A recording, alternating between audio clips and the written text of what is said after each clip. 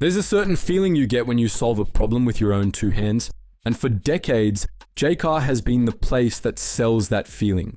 It's the ultimate tinkerer's paradise, a playground for curious adults who want to get their hands dirty, and that hands-on, down-to-earth philosophy is mirrored in its own origin story. This is the story of one man's vision and a slow, steady, and frankly wholesome climb to becoming the beloved shop it is today. So, how on earth did a niche hobby shop become so adored? How did it survive the tech booms, retail busts, and the online shopping tsunami that wiped out so many others? This is the surprising history of Jaycar. To understand Jaycar, you first have to understand the man behind it, Gary Johnston. Gary was a hands-on, sleeves rolled up, genuine to the bone entrepreneur. The story starts in the late 1970s with the world on the cusp of a technological revolution. A vibrant culture of electronics enthusiasts was bubbling just beneath the surface.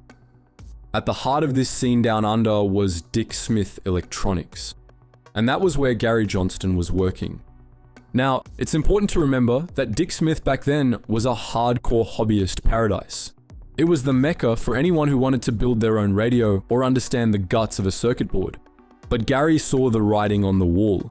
He noticed Dick Smith starting to shift its focus, moving away from the niche components and towards a broader, more commercial, mass market appeal.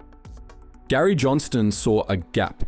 He realized there was still a passionate, dedicated market for people who loved fiddling with circuits or building complex kits, and people who wanted to truly understand how things worked. He believed that curiosity was a fundamental human trait.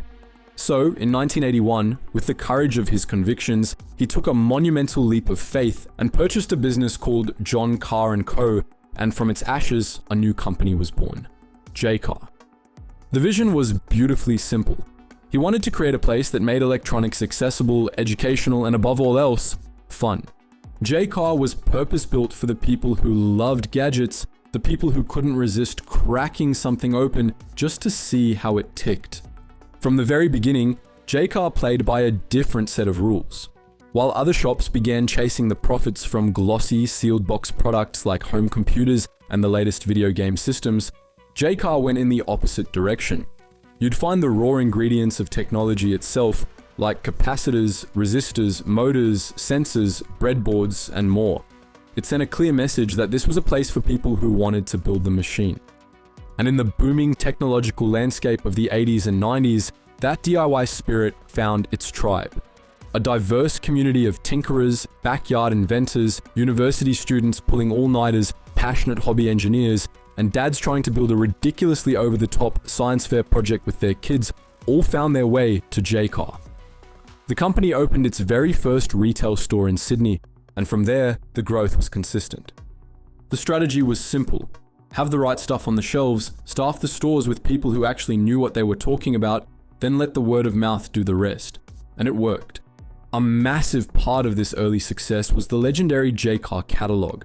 It was a colorful, jam-packed Bible of electronic wonders filled with thousands upon thousands of components, each with a tiny picture and a code number.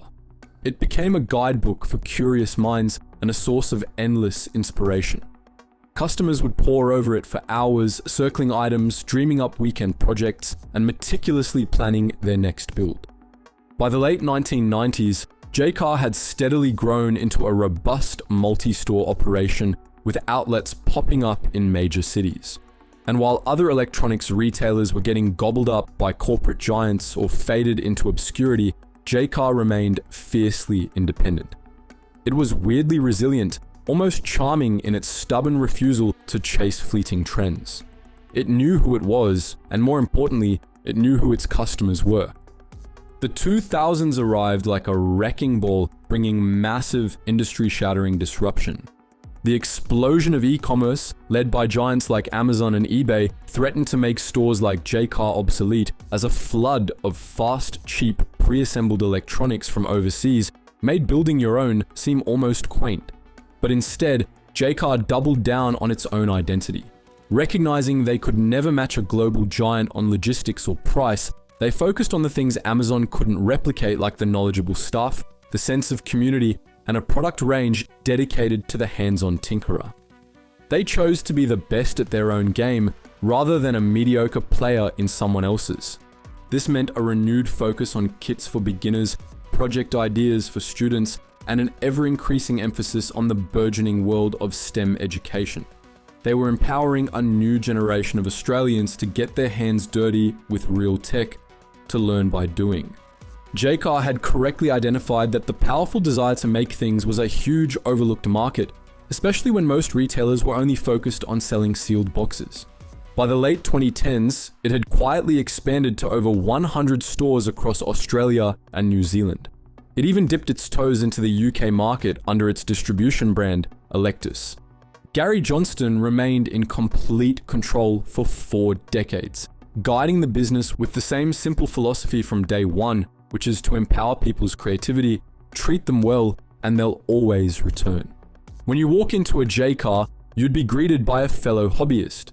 Many of the employees were electronics enthusiasts themselves and got a real kick out of helping customers solve a problem. Jaycar's story, however, hit a massive roadblock in March 2021 as Gary Johnston passed away at 71, having been deeply involved in running the company right up to his final days. Leadership passed seamlessly and the company continued to operate with the same steady hand. The mission remained unchanged: serve the maker community, empower the curious, and be the best at what they do. Of course, behind the scenes, the company continued its quiet evolution.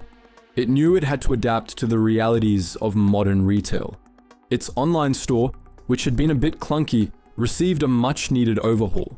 Delivery options got faster and more flexible, and the iconic print catalog now had a digital version. But the core experience stayed exactly the same. The organized chaos, the knowledgeable staff, the feeling of endless possibility, that was non-negotiable. In the years following its founder's passing, Jaycar began to lean into its unique identity with a bit more swagger. In 2024, the company launched a brilliant new brand platform that perfectly encapsulated its essence. Just Ask Jaycar, which gave a name to the long-established practice of the staff helping anyone who came into their stores with whatever tech problem they may have. People have often called Jaycar the Bunnings of electronics, and this marketing shift was the company finally saying, "You're damn right." They wholeheartedly embraced their identity as the friendly, slightly chaotic, and deeply knowledgeable resource for everyone, leaving the sleek, minimalist boutique aesthetic to others. So, what does the future hold for Jaycar?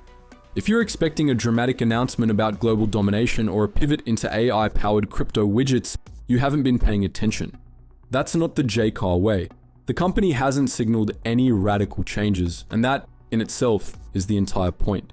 Jaycar is focused on serving its community, its niche, and doing it better than anyone else. Jaycar's endurance is noteworthy in an era of disposable technology. It remains one of the few large retail chains dedicated to the idea of repairing and building, rather than just buying and replacing. For over 40 years, its success has been built on a straightforward belief in the value of hands-on learning, a concept that continues to find a dedicated audience. But what do you think? Are stores like Jaycar an essential playground for future innovators, or are they charming relics of a bygone era? We'd love to hear your story. What's the coolest project you've ever built, the gadget you fixed, or the problem you solved thanks to a place like this? Drop it in the comments below. And if you enjoyed this deep dive, make sure to give it a thumbs up, hit subscribe, and ring the bell so you don't miss our next one. Thank you guys so much for watching, and as always, stay curious.